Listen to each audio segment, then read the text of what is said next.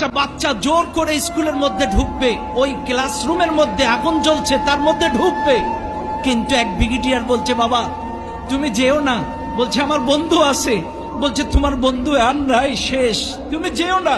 কিন্তু ছেলেটা শুনছে না, ছেলেটা কিন্তু সুস্থ, বাইরে আগে থেকে চলে এসছে, কিন্তু ওর বন্ধু স্কুলের ভেতরে, ও বলছে না আমি যাব। দৌড়ে গেছে ওর কাছে, যে ওর বন্ধুকে বাইরে নিয়ে এসছে, ওর বন্ধু বাইরে আসার পর তখন মারা গেছে। তখন ব্রিগেডিয়ার বলতেছে বাবা আমি বললাম না তোমার বন্ধু আর নেই?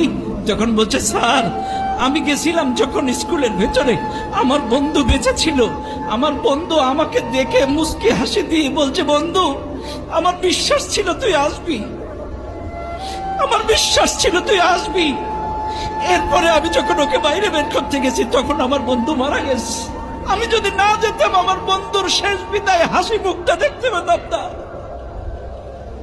আমি যদি না যেতাম আমার শেষ বিদায়টা দেখতে পেতাম না। এমন অসংখ্য দৃশ্য এই মাইলস্টোন স্কুলে ঘটেছে।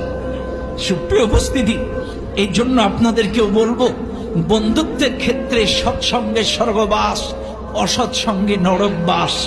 আপনারা এখানে যারা আছেন অবশ্যই আপনার বন্ধু নির্বাচনের ক্ষেত্রে সৎ বন্ধু নির্বাচন করবেন, আল্লাহওয়ালা, নামাজি, কোরআনওয়ালা, ইসলামওয়ালা বন্ধু নির্বাচন করবেন।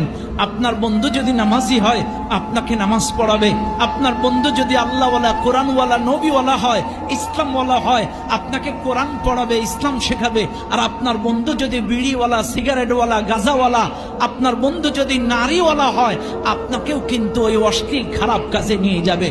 এই জন্য বন্ধুর মতো বন্ধু